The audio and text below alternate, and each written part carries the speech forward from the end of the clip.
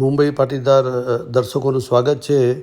Canada કેલગરીમાં આ ભાગવત સપ્તાહનું આયોજન કરવામાં આવ્યું છે ઇન્ડો કેનેડિયન સેન્ટર તરફથી. તમે આ દ્રશ્યો જોઈ શકો છો. કથાની અંદર જ્યારે આ રાસ આવે છે ત્યારે વ્યાસપીઠ પર શાસ્ત્રીજી બધાને રાસ રમવાનું આમંત્રણ આપે છે, તેનો આ વિડીયો છે. અને અંતમાં તમે આ સમગ્ર આ ભાગવત કથા આયોજન કરી તેના જે મુખ્ય જે પ્રેસિડેન્ટ છે શ્રી ચંદ્રકાંતભાઈ લાડ, તેનું સમગ્ર ઇન્ટરવ્યૂ છે અને એની અંદર એની પ્રવૃત્તિઓ પણ દર્શાવવામાં આવી. તો છેક સુધી આ વિડીયો જોજો. કેનેડામાં રહેતા ભાઈઓને કાંઈ તકલીફ પડે તો એના માટે કામ લાગે એવી બધી માહિતી છે. ધન્યવાદ.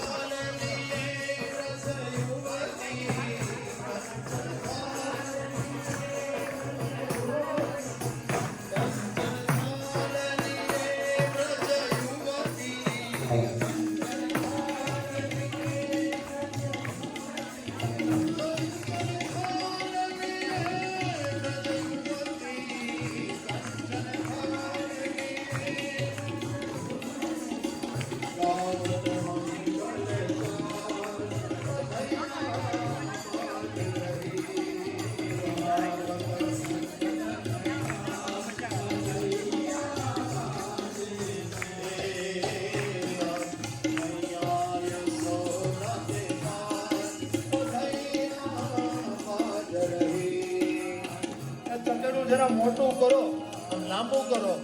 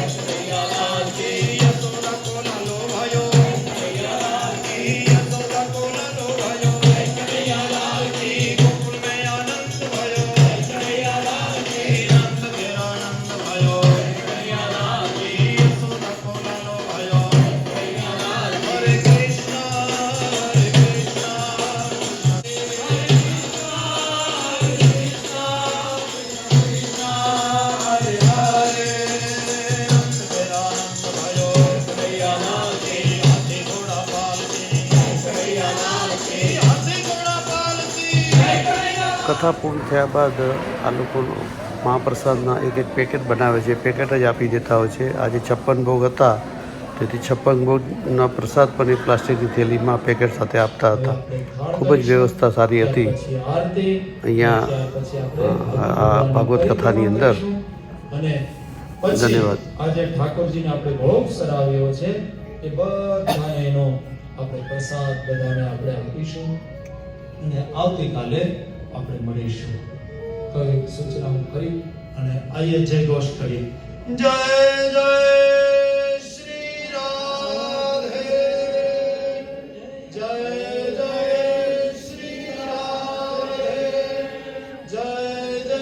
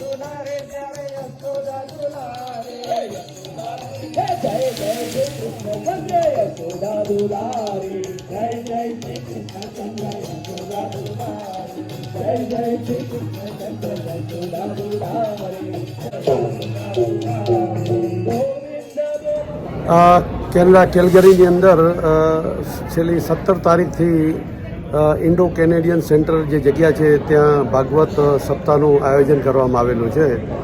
તો ભાઈ તમારું નામ શું છે ભાઈ? મારું નામ ચંદ્રકાંત લાડ છે હા અને હું પ્રેસિડેન્ટ છું કાલગરી ઇન્ડો કેનેડિયન સેન્ટર એસોસિએશનનો હા છેલ્લા 18 વર્ષ. અચ્છા. અને આપણો કાર્યક્રમ એ જ હતો કે આપણું પોતાનું ગુજરાતી સમાજનું એક બિલ્ડિંગ હોવું જોઈએ. એક હતું બિલ્ડિંગ બહુ નાનું હતું, તો આપણે હવે આ મોટું બિલ્ડિંગ લીધું છે 10,000 સ્ક્વેર ફીટનું. આ બિલ્ડિંગ આખું લઈ લીધું છે તમે? હા હા હા આપણે લઈ લીધું છે. અચ્છા, એટલે વર્ષ દરમિયાન આની અંદર બધી એક્ટિવિટી કરશો તમે? હા બધી જ એક્ટિવિટીઝ છે આમાં.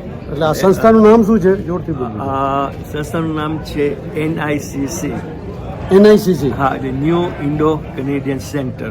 એમાં હવે વર્ષ દરમિયાન તમારું નામ શું? મારું નામ ચંદ્રકાંત લાડ. ચંદ્રકાંતભાઈ લાડ, તમે વર્ષ દરમિયાન આ સંસ્થા શું એક્ટિવિટી કરે છે? આ સંસ્થા એક્ટિવિટીઝમાં છે આપણા કમ્યુનિટી ગુજરાતીઓના પ્રોગ્રામ્સ, હા, અને સાથે હવે એજ્યુકેશન થોડું લઈ આવીએ છીએ. ન્યૂ કમર્સ લોકો આવે છે એને પણ મદદ કરીએ છીએ સેટલ થવામાં, અને આ બધી પ્રવૃત્તિઓ ચાલે છે. અને આ ભાગવત સપ્તાહ પ્રથમવાર અહીંયા રાખી છે તમારા NICC દ્વારા? હા, NICC દ્વારા પ્રથમવાર રાખી છે, કારણ કે આ વાસ્તુ છે.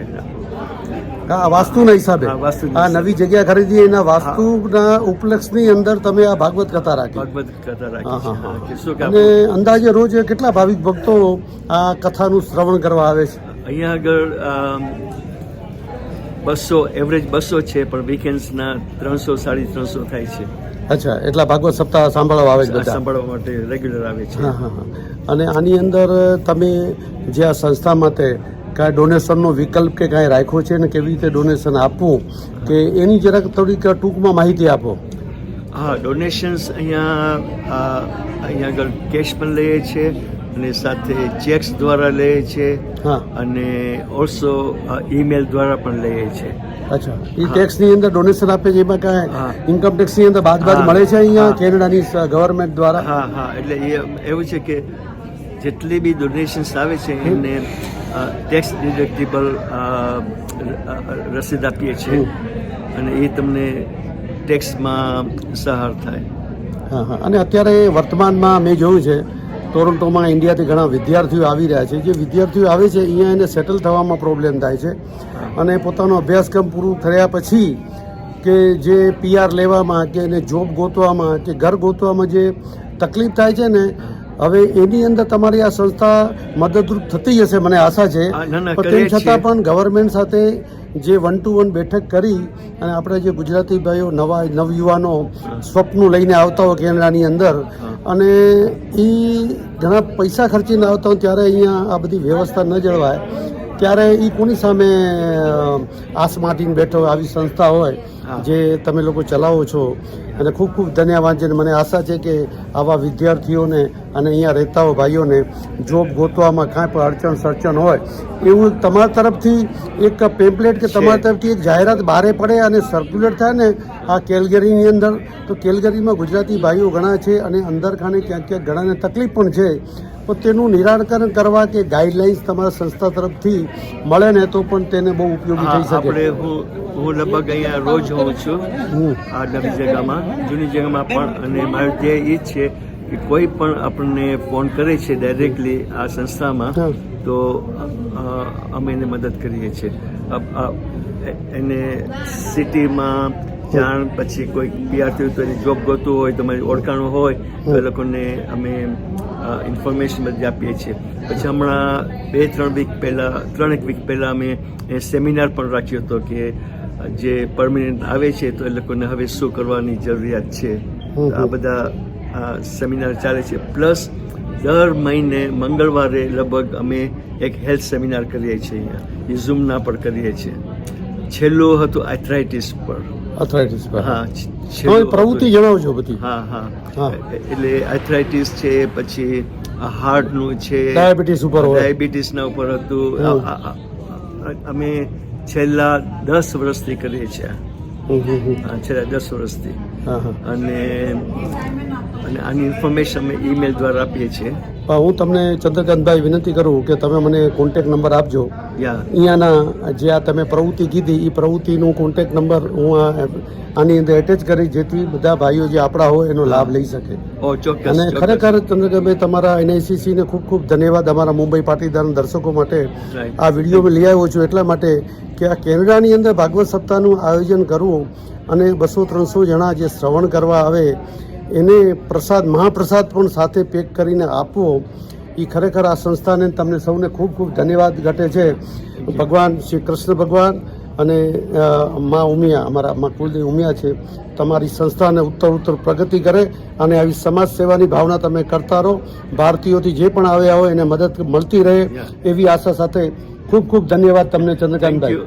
Thank you. અને અમે લોકો છેલ્લા કેટલા વર્ષોથી કરીએ છીએ જે નવા વ્યક્તિઓ આવે છે. અને બીજું કે અમે ઈમેલ પણ, એક ટેકનિકલ ઈમેલ પણ રાખી છે કે જે દર વીકે કોઈને પણ કાંઈ પણ જરૂરિયાત હોય, આવવાની જરૂરિયાત હોય, સલાહ જોતી હોય તો એ ઈમેલ દ્વારા તમે અમને લોકોને ઈમેલ કરી શકો છો. ઠીક છે. ખૂબ ખૂબ ધન્યવાદ ચંદ્રકાંતભાઈ. તો હું તમને એ ઈમેલ આપીશ, તમે બધાને પહોંચતી કરજો તો આપણે દરેકને જવાબ આપીએ. ખૂબ ખૂબ ધન્યવાદ. ખૂબ ખૂબ. આ વિડીયોમાં ચંદ્રકાંતભાઈનો કોન્ટેક્ટ નંબર આપ્યો છે અને મેઇલ ID પણ આપ્યો છે. ધન્યવાદ.